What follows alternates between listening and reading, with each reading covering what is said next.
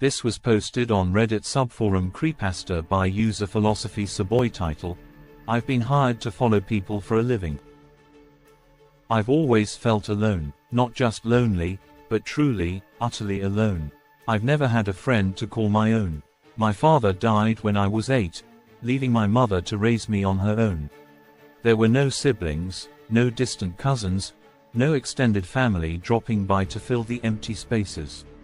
To this day, I'm not even sure if anyone else in my family exists outside of her. She was all I had, and she never let me forget it. The world is dangerous, she would say, her voice low and firm, as though even speaking too loudly might invite unseen threats. That was her excuse for keeping me isolated, for not allowing me to have friends. Not that it mattered, I didn't exactly attract people anyway.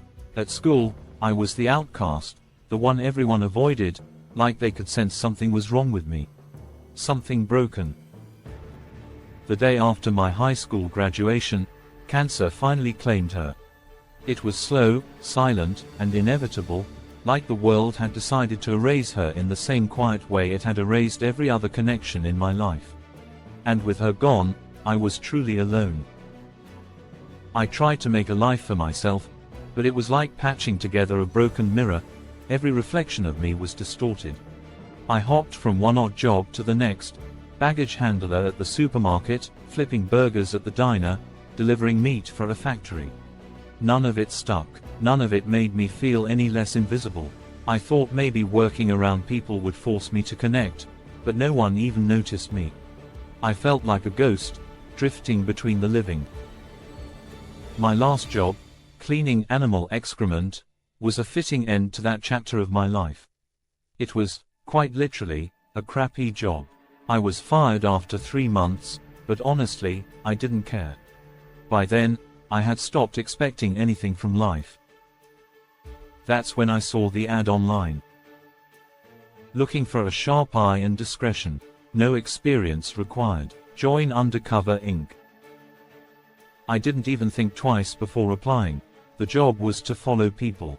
That's it. Tail them, watch them, report back. It should have raised a few red flags, but at that point, I wasn't fazed by much of anything. What should it matter? I was just a nobody anyway. The interview was held in an unmarked building on the outskirts of the city.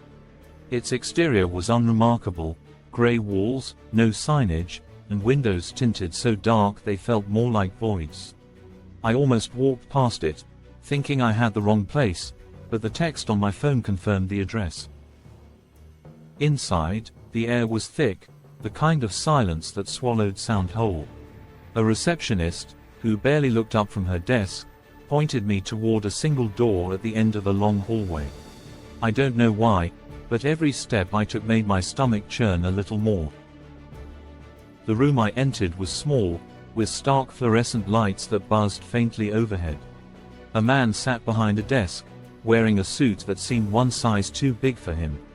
His face was pale, his hair slicked back, and his eyes, they didn't blink as much as they should. "Take a seat," he said, motioning to the only chair in the room. I sat. The chair creaked beneath me, loud enough to make me flinch. He leaned forward, his thin lips curling into a smile that didn't quite reach his eyes. "You're here for the position?" I nodded. He glanced at a paper on the desk, though it seemed blank from where I was sitting. "No experience, I see. Perfect. We don't like people who know too much." I wasn't sure how to respond, so I stayed quiet. His gaze met mine, sharp and unwavering. "Tell me, have you ever felt like you're being watched?" The question caught me off guard. Not really." "Interesting," he murmured, scribbling something on the blank paper. "And do you believe in coincidence?" I hesitated. I guess." He tapped his pen against the desk, the rhythm irregular, almost agitating. "You guess. Tell me, if you had to follow someone for weeks, months even, and they started to notice you, would that scare you?" I blinked. "I don't think so." His smile widened, showing teeth that were just a bit too straight, too white. Good. Fear complicates things.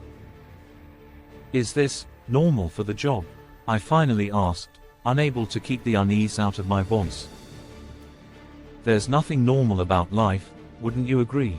He leaned back, his shadow stretching across the desk like it was alive. Last question. If the person you were following looked directly at you and asked, "Who are you? Why are you here?" what would you say? I froze, the hypothetical question feeling heavier than it should. I don't know. He clapped his hands together once, the sound echoing too loud in the tiny room. Perfect answer. You're hired. Just like that. Just like that, he said, standing up and extending his hand. His grip was cold, like shaking hands with a mannequin. Welcome to Undercover Inc. Your first assignment will arrive tomorrow. Don't worry about the details, you'll get them when you need them. Just be ready. I left the building with the strangest feeling, like I just signed a contract without reading the fine print.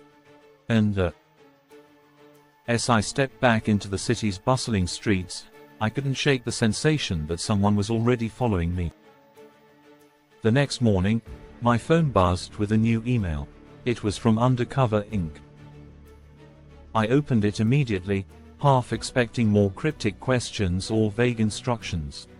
Instead, it was surprisingly straightforward. Details. Name: Henry L. Newman. Age: 46. Occupation: accountant. Address: 218 Waverly Drive. Assignment duration: 7 days. Objective: document his day-to-day activities. Submit a report at the end of each day.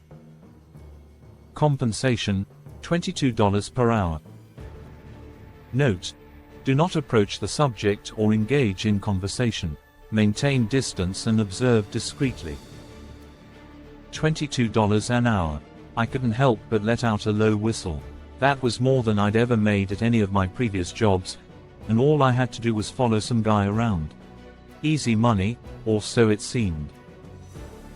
The email also included an attachment, a photo of Henry. It was a grainy image, like something taken from a security camera. He looked average. Thinning hair, glasses perched on his nose, and a slight slouch to his posture. There was nothing remarkable about him, just an ordinary man in an ordinary blazer. Still, something about the lack of information gnawed at me. Why was I supposed to follow him? Why him, out of all people? But the email had been clear. I wasn't paid to ask questions. I clicked on the address link, which opened a map. Henry lived in a small suburban neighborhood about 20 minutes away from me. I didn't have a car, but the bus route was direct enough. I jotted down the directions and set a reminder for tomorrow morning. The rest of the day felt surreal. I kept rereading the email, trying to glean some hidden meaning, but there was nothing there. The instructions were almost clinical in their simplicity. Who was Henry L. Newman? And why would anyone care about his day-to-day activities? I looked up the address on my laptop. 218 Waverly Drive was part of a quiet cul-de-sac, lined with trimmed hedges and identical white mailboxes. Perfectly normal. Maybe he was under investigation. Maybe someone thought he was hiding something. But if that were the case, wouldn't this be a police matter? My mind spun with possibilities until I finally forced myself to stop. None of it mattered. All I had to do was watch, report, and collect my paycheck. For the first time in years, I felt a small flicker of excitement. Sure, it was a weird job, but it was something different. Something I hadn't done before. And the money wasn't bad, either. Tomorrow, I'd meet Henry L. Newman. Not literally, of course. Just from a distance. I'd watch his life unfold for a week and, hopefully, learn nothing more than what I needed to know. The next morning, I was up before my alarm. A mix of nervousness and curiosity pushed me out of bed earlier than usual. After a quick breakfast, I grabbed a notebook and pen, tools I hadn't been instructed to bring but figured might be useful, and headed for the bus stop. The ride to Waverley Drive was uneventful, the kind of quiet suburban scenery you see in real estate brochures. By the time I got off the bus, the sun was creeping higher in the sky, casting long shadows over the pristine neighborhood. I found 218 Waverley Drive easily enough. It was exactly as Google Maps had shown, a modest, two-story home with beige siding, a neatly trimmed lawn, and a single, leafless tree in the front yard. A black sedan was parked in the driveway. Nothing about the house stood out, no glaring oddities, no ominous vibe. It was just normal. I settled on a bench at the small park across the street, positioned behind a pair of large oak trees that gave me a clear view of the house while keeping me hidden. At 8:07 a.m., the front door opened, and Henry stepped out. He was even more unremarkable in person, a middle-aged man with an average build, wearing a beige jacket and slacks. He carried a brown leather briefcase in one hand and a travel mug in the other. He walked to the black sedan, got in, and backed out of the driveway with the precision of someone who'd done it 1,000 times before. I followed him by bus as best as I could, keeping track of his movements through the streets. He drove to a small, nondescript office building downtown and disappeared inside. I noted the time, 8:37 a.m., and decided to hang around. For the next 8 hours, Henry did exactly what you'd expect an accountant to do. I watched from a cafe across the street as he sat at his desk, visible through the large office window. He worked on his computer, shuffled papers, and occasionally answered the phone. At noon, he stepped out to grab a sandwich from the deli next door, then returned to eat at his desk. By 5:15 p.m., he left the building and drove straight home. No stops, no detours. Once inside, he pulled the curtains shut, and I lost sight of him. I scribbled my notes into the notebook and emailed the day's report. Subject: Day 1 report time observed, 8:07 a.m. to 5:37 p.m. Notes: Subject left residence at 8:07 a.m., arrived at workplace at 8:37 a.m. Routine office work observed. Lunch break at 12:15 p.m. Returned home at 5:37 p.m. No anomalies. It felt mundane, almost too mundane. I'd expected something to stand out, a suspicious meeting, strange behavior, anything. But Henry's day was painfully average.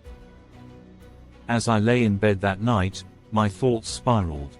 Why did someone want me to follow Henry? What was the point? It didn't make sense. Still, it was just the first day. Maybe tomorrow would reveal more. Or maybe I'd find out that normalcy itself could be the most unsettling thing of all. The week following Henry L. Newman was mind-numbingly dull, at first. Each day began the same way. He'd leave his neatly kept home on Waverley Drive at precisely 8:07 a.m., briefcase in hand, travel mug at the ready. He'd drive to his bland office downtown, where he'd sit at his desk, immersed in spreadsheets and phone calls. By noon, he'd grab a sandwich from the deli next door, eat at his desk, and continue his work until clocking out around 5:15 p.m. The first few days felt pointless. Henry seemed utterly ordinary, almost frustratingly so. But by midweek, something shifted. Wednesday, instead of heading straight home after work, Henry turned off the main road and parked outside a dimly lit motel on the edge of town. My heart raced as I watched him exit his car and walk briskly to room 214. 15 minutes later, a woman joined him, blonde, younger, and definitely not his wife. They stayed inside for an hour before leaving separately. Thursday was a repeat performance. The woman arrived at the motel before Henry this time, dressed in business casual but with a certain air of secrecy. I jotted down every detail, my stomach twisting as I realized what I was witnessing. By Friday, their routine was clear. The clandestine meetings weren't a fluke. Henry had built a double life, his mundane facade hiding something far more complicated. Each night, I submitted my reports, carefully leaving out the affair. Something about it felt wrong. Was this really the purpose of my job?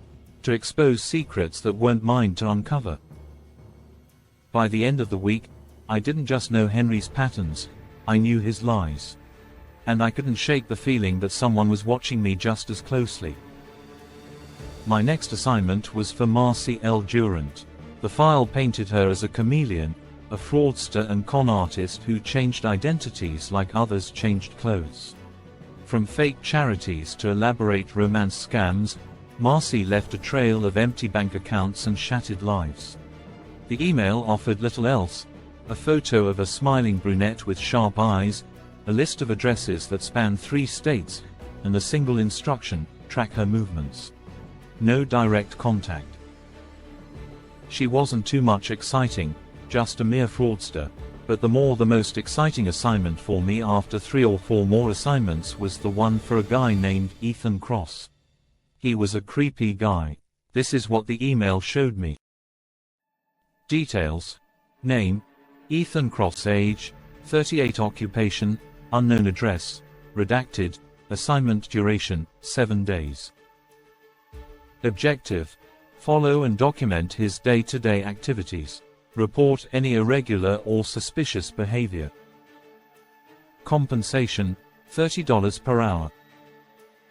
Note: this assignment is different. Trust your instincts. Keep your distance and observe discreetly, but be cautious. Something about this subject doesn't sit right. We don't have any concrete evidence of criminal activity yet, but we suspect there's more than meets the eye. You'll understand why soon enough. Do not approach or engage with the subject. The first day I followed Ethan Cross, I felt a sense of unease, though I couldn't pinpoint exactly why. He looked normal, almost too normal. A tall, well-dressed man with slicked back hair and a black overcoat, like someone stepping out of an old noir film. The kind of guy who would command attention just by walking into a room. He exuded an effortless charm, greeting everyone with a smile that felt a little too practiced, a little too perfect. Ethan's routine was oddly structured, almost mechanical. He left his house promptly at 8 a.m., grabbed a coffee from the same cafe each day, and always spoke with the barista by name, as though they were old friends. Yet, there was something off about it. His interactions were too smooth, his gestures too rehearsed. I couldn't shake the feeling that he was playing a part, a role he'd perfected over the years. I followed him to his office building, a sleek, glass and steel structure downtown. He wasn't listed as an employee there, yet he walked inside like he owned the place. I waited outside, watching as he disappeared into the lobby, not once glancing over his shoulder. Hours later, he reappeared, briefcase in hand, his demeanor unchanged, as if nothing had happened. I continued to follow him the next few days, noting his frequent visits to a nearby hotel. Each time, he seemed to be checking into a different room, leaving after a few hours with the same calm demeanor. Who was he meeting? What was he doing there? On the 4th day, I saw him leave the hotel with a woman, her features hidden by a dark scarf, but I caught a glimpse of her face as she entered the black sedan with him. She looked frightened. And that's when I started to realize that Ethan Cross wasn't just charming, he was dangerous. The cracks in his perfect facade were starting to show, and I was beginning to wonder if I was just a witness, or if I was becoming part of something far darker. By the 5th day, the unease in my gut had turned into something far more intense. Ethan Cross's charm was no longer just a performance, it was a mask. A carefully constructed front that hid something far more sinister. The more I observed him, the more I noticed things that didn't add up. Small things, like the way his reflection in the store window never seemed to match his movements exactly, or the strange way his voice would fluctuate when he spoke to certain people, as though he wasn't entirely present. The hotel visits were becoming more frequent, but it wasn't just the oddity of his schedule that unsettled me, it was his demeanor. Every time he returned to his car, there would be blood on his coat sleeve, a faint smear at his collar, like he had been handling something he shouldn't have. I wanted to believe I was imagining it, but when I started to follow him further, I couldn't ignore the growing evidence. On the 6th day, I followed him again, but this time, I made sure to stay farther back. He led me to an abandoned building on the edge of town, an old warehouse with rusted metal doors and boarded-up windows. I watched from across the street, too far to be seen but close enough to catch the faintest of movements.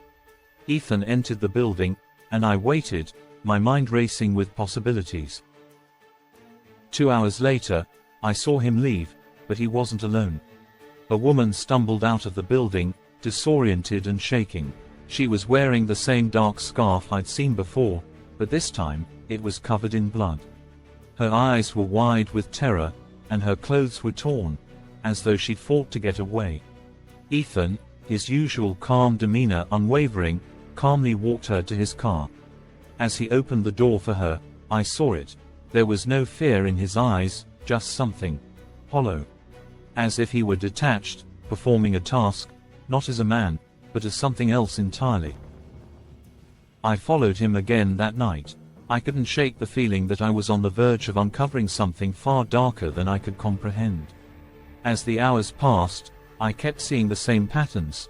Women, often from the same hotels, disappearing into that warehouse. But something in the back of my mind kept nagging at me.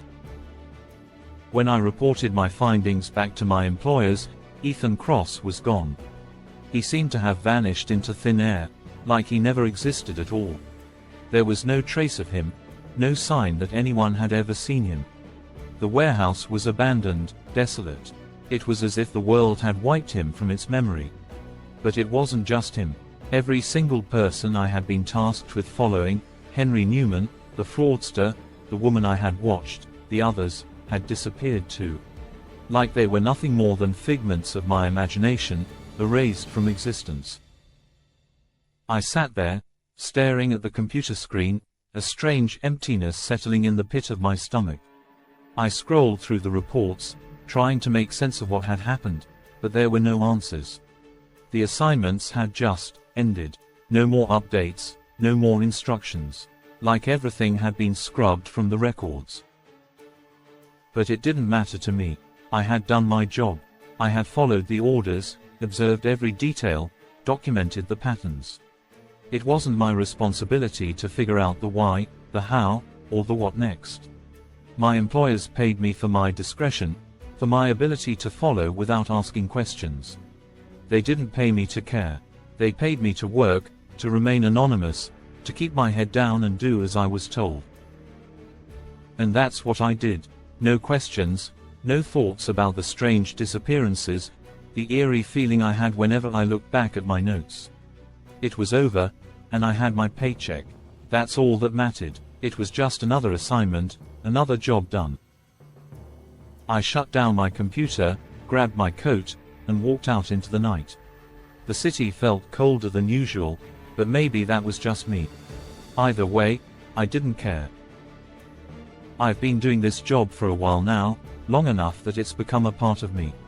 Not just something I do to pay the bills, but something I've woven into the fabric of my existence. I've become so good at it that it no longer feels like work. It feels like living in the shadows, where no one can see me, and I can see everything. Like a ghost, I move unnoticed, slipping between people and places without leaving a trace. I don't even think about it anymore. I've mastered the art of blending in, of becoming invisible. It's a skill, one that I've honed over time. The art of observation, of moving without being noticed, of being present without ever being acknowledged. People look right past me now. It's like I'm not even there. Sometimes, they'll glance behind them, a flicker of suspicion in their eyes, but by the time they turn around, I've already disappeared into the crowd, swallowed up by the dark.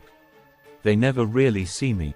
They just feel something, a fleeting sense of something there, and then it's gone. I've become a shadow, a part of the background. And in a strange way, it's comforting. I don't need to be seen. I don't need to be remembered. I don't even need to exist in any meaningful way. I've become a master of my own disappearance. I'm not even sure if I care about anything anymore. This job, it's consumed me. It's all I have now. I follow, I observe, and then I report. I don't ask questions. I don't question why I'm doing it. There's a numbness to it, an emptiness that I've come to accept. And the more I do it, the more I sink into it, the more I feel like I'm slipping away. Like I'm fading, becoming less and less of a person, more of a presence, a faint outline in the corners of the world that no one notices. I've learned to embrace it, this life in the dark. It's my world now, the only one I know. And as long as I keep moving through it, I'll stay invisible. Unseen, unnoticed, a ghost in the crowd. Wanna know what my latest assignment is? I've been hired to follow you. To see through your life. I know who you are, I know where you like to eat, when you sleep, what you do throughout your day. Every detail, every movement, it's all been documented. The only reason I'm writing this right now is to see if you'll be reading it. I know you love to browse Reddit. I also know you love to be on this sub. Just know, when you look up, you'll see a shadow quickly disappearing into the crowd. It's me. I'm watching you, every second, every breath. I'm there, lurking just out of sight, fading into the background. But I'm always there, always close. And when you think you're alone, remember, I'm watching you. You'll disappear soon enough.